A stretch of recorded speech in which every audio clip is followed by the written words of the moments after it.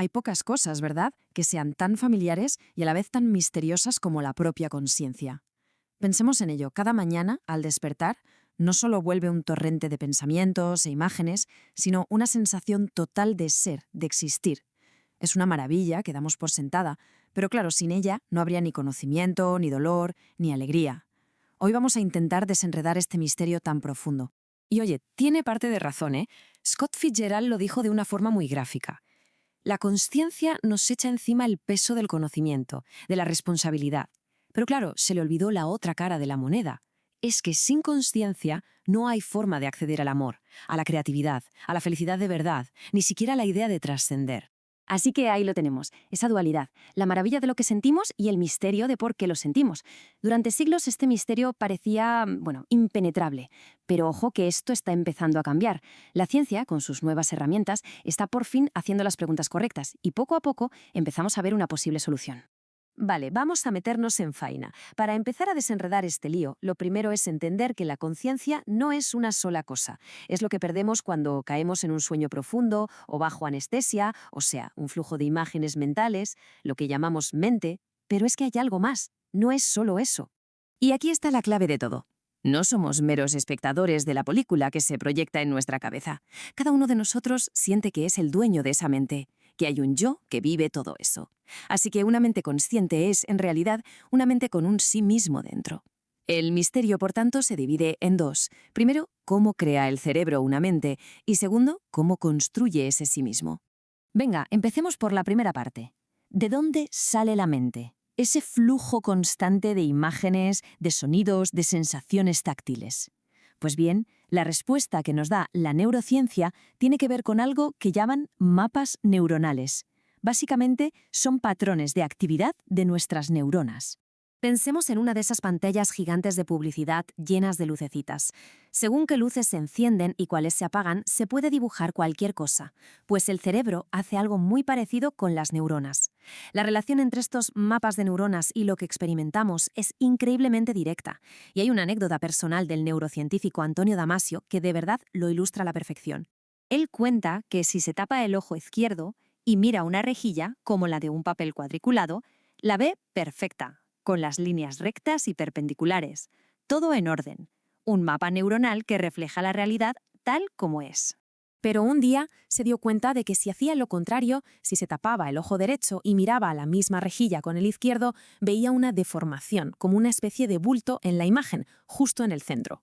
La misma rejilla, el mismo cerebro, pero una experiencia mental totalmente diferente. ¿Qué podía estar pasando? La respuesta llegó con un escáner láser de su retina.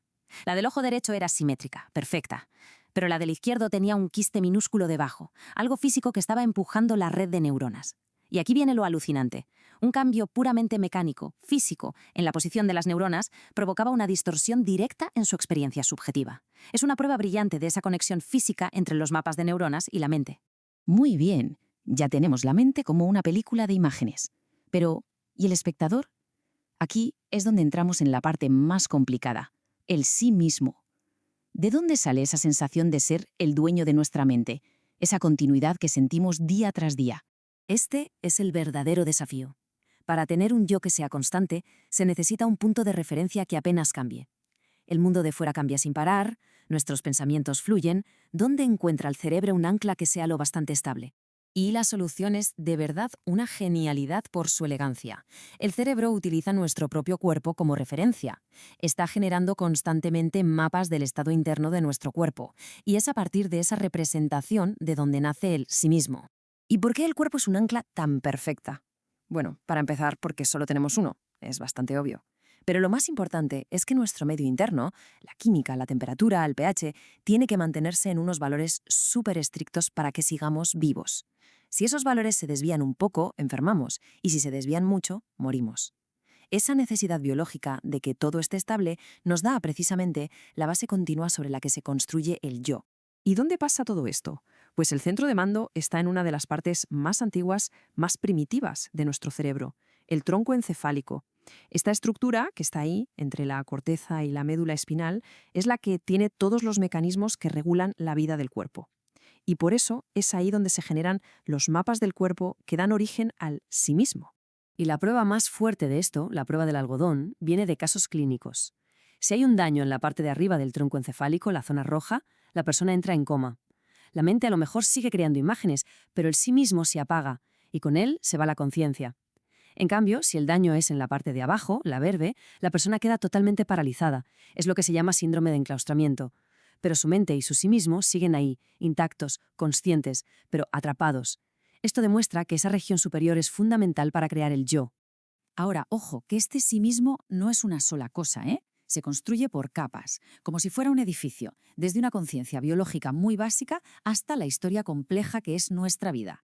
Vamos a verlo por niveles. En la base de todo está el proto-sí mismo. Son los sentimientos más básicos que salen de esos mapas del cuerpo. Una conciencia que, por cierto, compartimos con un montón de especies.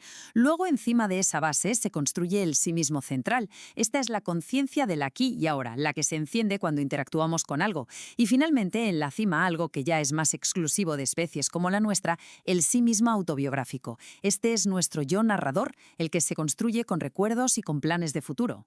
Y lo que es realmente fascinante es que de este último nivel, del sí mismo autobiográfico, es de donde sale todo lo que consideramos humano. De ahí surgen el lenguaje, la creatividad, la imaginación y, al final, todas las herramientas de la cultura, la religión, la justicia, el arte, la ciencia, la tecnología, todo. Y después de todo este viaje, uno podría preguntarse, bueno, ¿y todo esto para qué sirve? ¿Qué más da si la conciencia está en el tronco encefálico o en la corteza? Pues importa, y mucho. Hay varias razones de peso.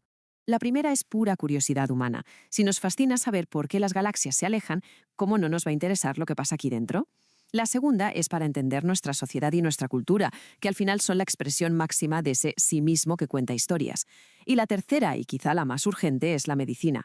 Enfermedades terribles como el Alzheimer, la depresión o los daños de un ictus atacan directamente a la mente y al yo, y no podremos tratarlas bien si no entendemos cómo funcionan sus cimientos. Así que esta búsqueda nos deja con una idea final para darle vueltas. Si la raíz de nuestro yo, de nuestra conciencia, está anclada en la necesidad biológica de mantener el cuerpo con vida, ¿qué nos dice eso sobre esa vieja separación entre la mente y la materia? Pues que a lo mejor no están tan separadas como siempre hemos creído.